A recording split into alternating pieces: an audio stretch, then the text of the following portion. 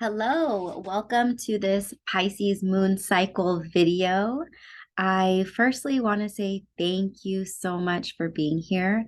I really appreciate everyone who listens to these videos, watches these videos, everyone who engages with my work, appreciates my work. It's really an honor for me to share with you. And if you are new here, welcome. If you've been here and been tuning in, thank you. And let's get into it. Today is going to be the Pisces new moon at exactly 11:04 p.m. Pacific time. And this Pisces moon cycle will last until March 21st. I do want to say happy birthday to my great grandmother, Lynn. It's her birthday, February 19th. She passed away before I was born, but has been such an important guide in my life and was so important in my mother's life. And I just want to honor her as the beautiful Pisces that she was. So this lunar cycle is going to, it contains so much duality and depth. Like it's a really, really powerful month that we're moving into on so many levels. And when we're talking about Pisces, like it's always a little bit hard to even articulate because Pisces is ruled by both Jupiter and Neptune. Jupiter being a planet that is so expansive. It is so positive and it is so expansive, but can kind of be hard to contain. And then Neptune is impossible to contain because Neptune is literally spread and proliferation and dreams and illusion and etherealness and is literally not possible to describe. So there's so much to this cycle for so many reasons. First of which it being Pisces, right? I will say that some of the reasons why this is a really important and really profound lunar cycle is because it is about closing. We are closing so many chapters over this next month. We are closing the astrological year. Pisces is the last sign in the zodiac. So this is the last lunar cycle of the astrological year. It also happens to align each year, more or less, with the Mexica New Year, or you can say the Toltec or the Aztec calendar, which is something that is close to me personally and part of my ancestry. I'm sure there are other cultures and calendars throughout different traditions of the world where this also lines up. As it ends the winter and it ends the natural year before the spring begins. So that's one reason. Also, Saturn's, I'm going to talk about Saturn a lot with regards to this cycle. But Saturn on March 7th, so within this cycle, is going to move into Pisces. It has been for the last 3 years in Aquarius. 3 years in Aquarius. So that's starting a new cycle with Saturn moving into Pisces.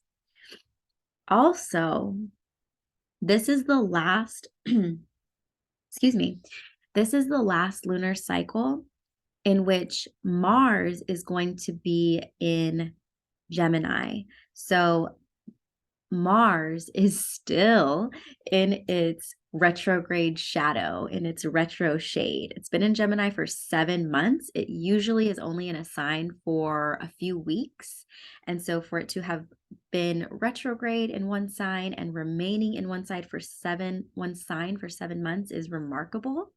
And this is the last lunar cycle before it moves on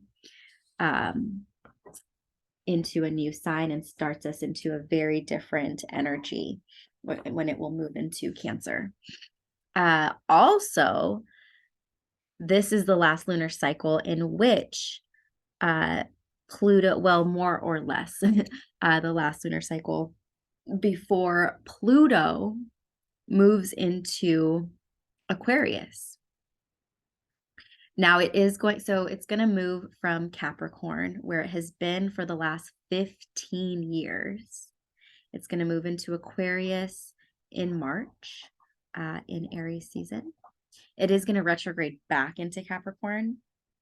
And then next year it will come back to stay in Aquarius.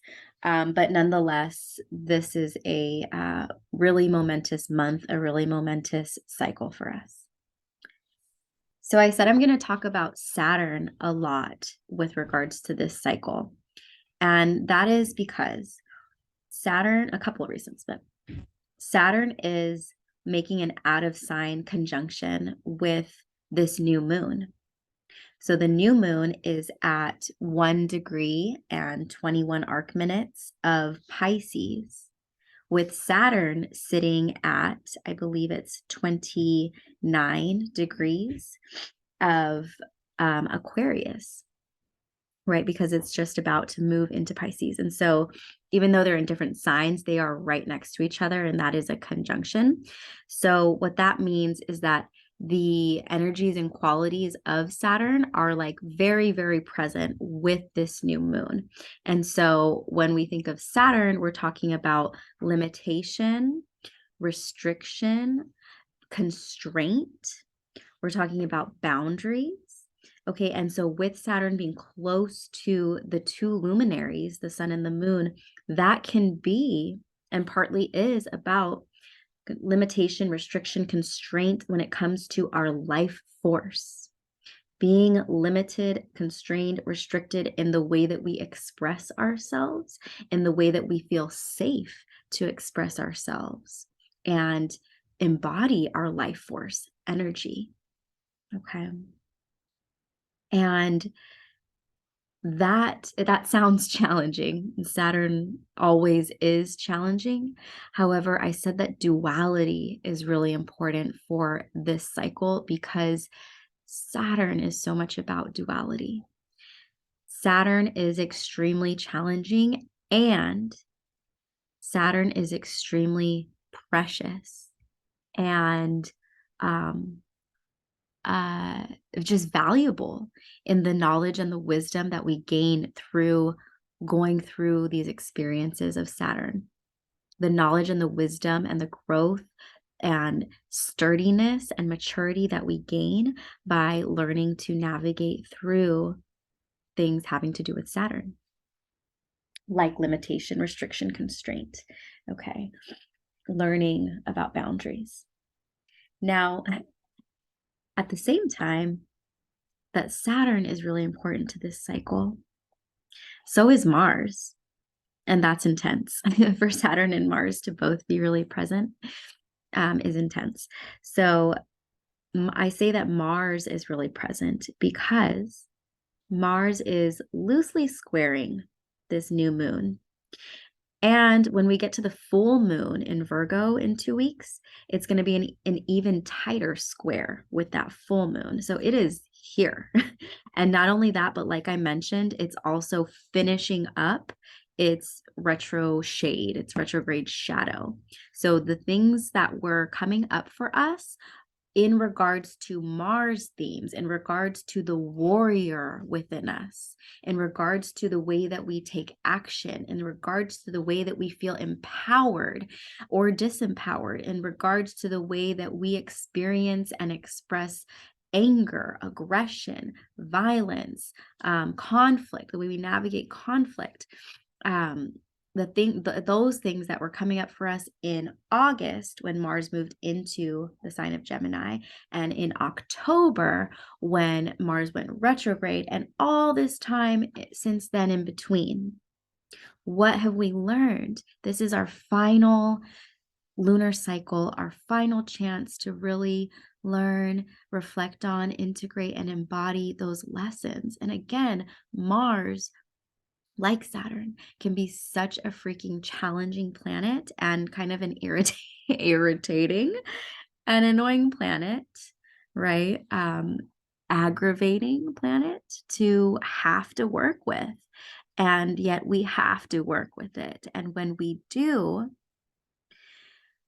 the changes and the growth that we can experience in those areas of our empowerment, of our experiencing ourselves as warriors in a positive way. Because again, duality, there can be a warrior that's just destructive, or there can be a warrior that is a champion for something important, something aligned with their heart and their values, right?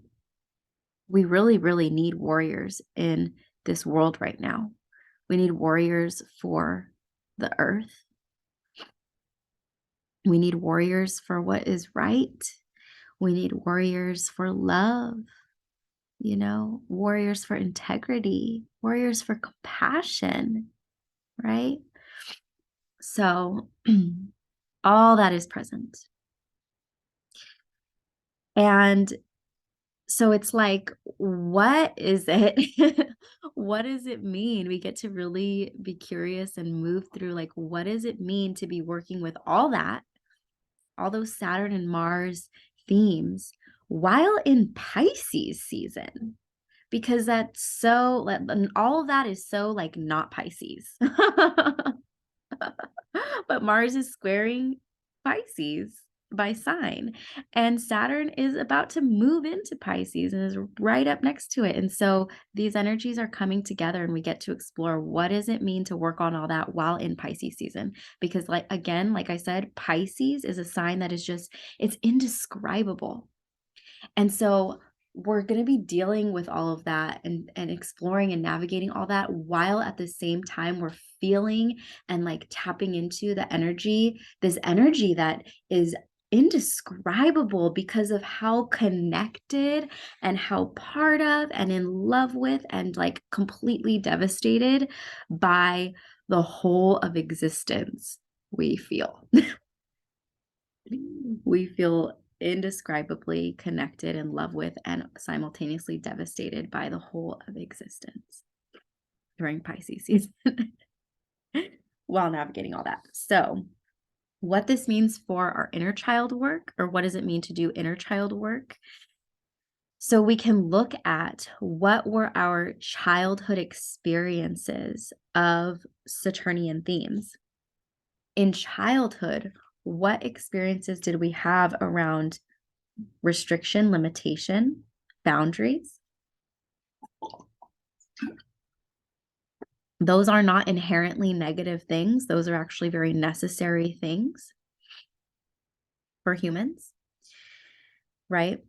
Even when we talk about doing this inner child work, there's no expectation from my end that we're always doing inner child work. I don't know that the inner child healing ever has an end point, maybe. But I do know that it's not meant to be a continuous action. We're not meant to be continuously, always, without rest, working on ourselves. We need to rest. And that is Saturn limiting Mars. That is putting boundaries, limitations, moderation on the action that we take, right? That's bringing Saturn and Mars into harmony. So reflecting on, don't burn yourself out. Make sure to take plenty of rest, but when the moment is right, or maybe even when you schedule it for yourself in a way that is sustainable for you, schedule that time to reflect, maybe to write about what were your childhood experiences with these Saturnian themes. What did the authority figures in your life teach you, either explicitly or implicitly, about what boundaries mean, about how safe you can be to express yourself, about whose responsibility is it for you to express yourself, right? Yeah. Any wounds with authority figures, Saturn in general can just be authority figures. So it's a good time to reflect on those. And then as well, Mars experiences in childhood. What did you learn, either through implicit or explicit messaging or by example, about your agency, about conflict, about what it means to be a warrior. What'd you learn when you were a child? Okay. Because and I focus on inner child healing because I really believe that that's the work. Like if we do that work, in moderation, if we do that work, then we're going to simultaneously be doing the work in regards to situations in our present life. Because we engage with our present life, the way we engage with our present life is totally informed by our early experiences. So as we go back in time, energetically, spiritually, as we go back in time and visit our inner child and soothe and understand and embrace and heal our inner child, it changes the way we engage today. Right? And then finally, with regards to our children, if you're someone who has children or in any way takes care of children, but yeah, like especially for parents, I think we just, especially during Pisces season, like always, but especially during Pisces season, we just sit with this question of like, how the fuck do we raise kids in this world, in these conditions? And it's a rhetorical question because nobody can answer that. It is so challenging and profound and divine, this work of parenting, this work of caring for children. How? Um, I can say one thing is that we don't control them. We don't raise them by controlling what their experiences are. Right? That's a wounded Saturn and a wounded Mars to try to control another person and their experience. We also cannot protect them from their lives. We cannot protect them from life itself. We cannot protect them from their soul's journey and the challenges that they're meant to encounter. I'm not saying we can't protect them. Absolutely, that's part of our job. That's like top 3 in our job description as parents, protect them. But a wounded Mars and a wounded Saturn can, out of fear, try to overprotect from experiences that they are actually meant to have, right? It's scary and it's a hard line to walk, a difficult line to walk.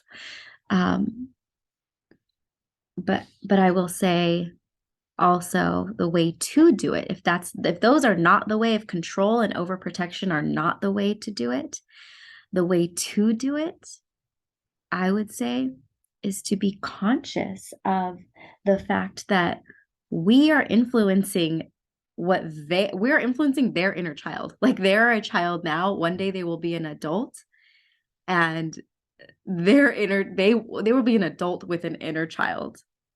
And so we are every single day and every single moment influencing what their childhood experiences of Saturn and Mars are, right? And we know that, and it's terrifying. It's freaking terrifying to think of that and to think of the weight of that responsibility. And so again, fear is like wounded Mars, wounded Saturn. And so how to shift that, how to balance that and cope with that is to be just conscious and grateful of the fact that we get to influence them, of the fact that we get to create their foundational experiences, of the fact that we get to, infuse what we're learning, infuse our wisdom into what they're experiencing now with regards to limitation, restriction, constraint, shining, expressing themselves, dealing with conflict, asserting themselves, right? Yes, I think that's it. I think that's all I have. So, if you would like to book a reading with me, I am offering astrology readings, just natal readings for now of your birth chart. You can go to the links in the description, or you can message or email me, and I would be happy to work with you. Also, if you would like to support my work and continue supporting my work, feel free to share this video or share any of my content that I put online. Definitely sign up for my email newsletter. And I also have a tip jar, or I have several tip jars through all the different money exchanging platforms. So I always gladly accept your tips as reciprocal exchange as well. No obligation, but if you are able. And again, thank you so much for being here. I really appreciate connecting with you, and I'm wishing you a very beautiful Pisces lunar cycle. Bye.